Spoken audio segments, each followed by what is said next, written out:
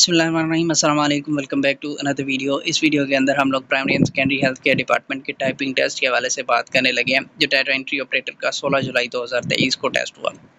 मैंने कहा था कि एक वीक के अंदर इसका रिजल्ट जो है वो एनटीएस अपलोड कर देगा टाइपिंग टेस्ट का रिजल्ट, लेकिन नहीं आया। एक वीक गुजर गया तो अभी भी आप लोगों के बहुत सारे कमेंट्स भी मैं देख रहा होता हूँ, कुछ लोग मैसेज भी कर रहे होते हैं व्हाट्सएप पे कि रिजल्ट नहीं आया। अब तक तो मेरे हिसाब से आ जाना चाहिए था, लेकिन नहीं आया अभी भी, क्योंकि मुहर्रम की छुट्टियां हो रही हैं जुमे से, तो उससे पहले 3-4 वर्किंग डेज़ है, तो इन 3-4 वर्किंग डेज़ में लाज़मी बात है आ जाएगा। अभी मैं आपके सामने एक एग्जांपल और भी रखना चाहता हूँ। आज से तकरीबन 2-2.5 माह पहले इमिग्रेशन पासपोर्ट ऑफिस की रिक्रूटमेंट एनटीएस कर रहा था, तो उसका 11 मई को, अगर मैं एग्जैक्टली आपको डेट बता पाऊँ तो 11 मई को उसका स्किल टेस्ट एनटीएस ने कंडक्ट किया। उसके बाद उसका रिज़ल्ट नहीं अपलोड किया। उन्होंने क्या किया कि रिज़ल्ट कंपाइल करके डायरेक्टली डिपार्टमेंट को दे दिया। डिपार्टमेंट ने शॉर्टलिस्टिंग की और शॉर्टलिस्टेड कैंडिडेट्स को इंटरव्यू के लेटर भेज दिए।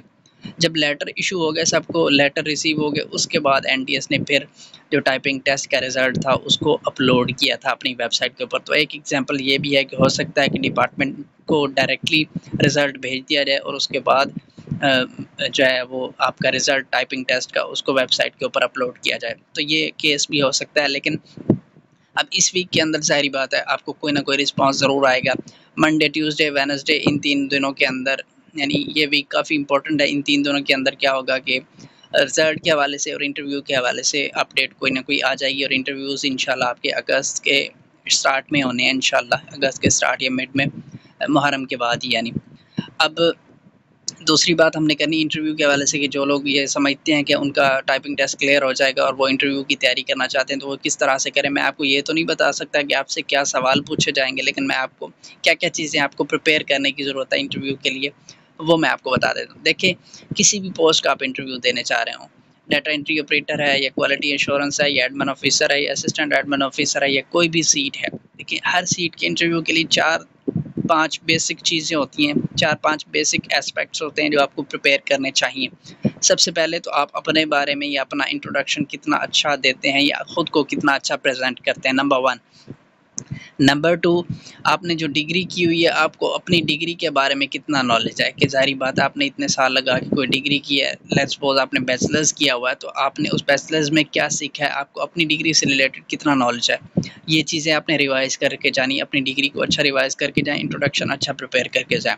नंबर 3, जिस डिपार्टमेंट का आप इंटरव्यू देने गए हैं, आप उस डिपार्टमेंट में जॉब करने के हवाले से कितने के इंटरेस्टेड हैं और आप उस डिपार्टमेंट से मुतल्लिक कितना पढ़ के आए हैं, कितना उसके बारे में जानते हैं।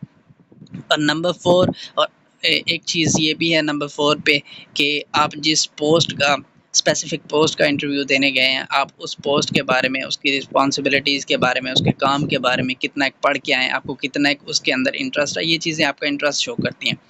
अभी सबसे पहले तो जो चीज़ें हैं, पहली 2 जो हैं कि आपका अपना इंट्रोडक्शन, आपका डिग्री का नॉलेज, ये तो आप प्रिपेयर कर ही लेंगे।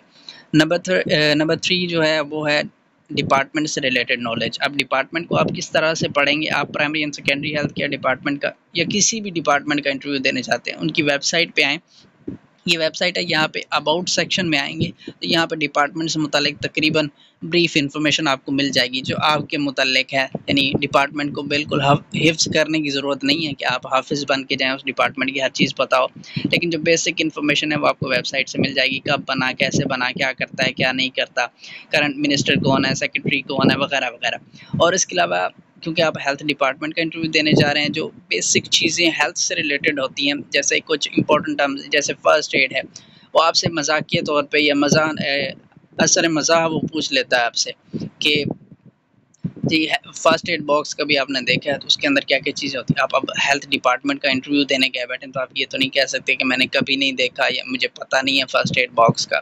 तो इस तरह से आपके घर में किसी को कुछ हो जाता है तो आपको फर्स्ट एड देनी पड़ती है कि आप दे सकते हैं, नहीं दे सकते, मतलब इस तरह से वो मज़ाहिया क्वेश्चनिंग या फ्रैंक सी क्वेश्चनिंग हो सकती है आपसे। तो इसके अलावा अगर आप से वो कहता है कि प्राइमरी हेल्थ केयर या सेकेंडरी हेल्थ केयर के अंदर डिफ़रेंस क्या है, तो ये भी आपको पता होना चाहिए। उसके बाद फिर हम 4th जो चीज़ है वो है पोस्ट रिलेटेड। जिस पोस्ट का आप इंटरव्यू देने गए आप उस पोस्ट की जॉब डिस्क्रिप्शंस को अच्छी तरह से पढ़ लें, चाहे आप डाटा एंट्री ऑपरेटर का देने जा रहे हैं, किसी का भी देने जा रहे हैं, उसकी गूगल पे सर्च करें, उसकी जॉब डिस्क्रिप्शंस को पढ़ें कि उसकी ड्यूटीज़ के अंदर क्या-क्या चीज़ें आती हैं, वो प्रिपेयर करके जाएँ।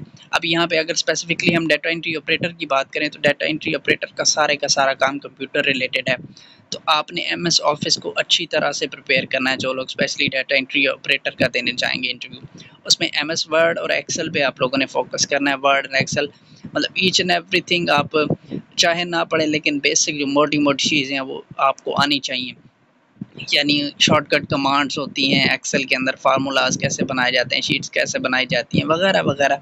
मतलब कुछ भी आपसे पूछ सकते हैं, क्योंकि ये रिलेटेड टू कंप्यूटर है ये पोस्ट, तो कुछ भी आपसे पूछा जा सकता है। इस तरह से ये चीज़ें आप लोगों ने प्रिपेयर करनी है। बाकी नेक्स्ट फर्दर जो भी अपडेट होती है इंटरव्यू के हवाले से वो मैं आपसे शेयर करता रहूँगा। तब तक के लिए अल्लाह हाफ़िज़, मिलते हैं इंशाल्लाह आपसे नेक्स्ट वीडियो में।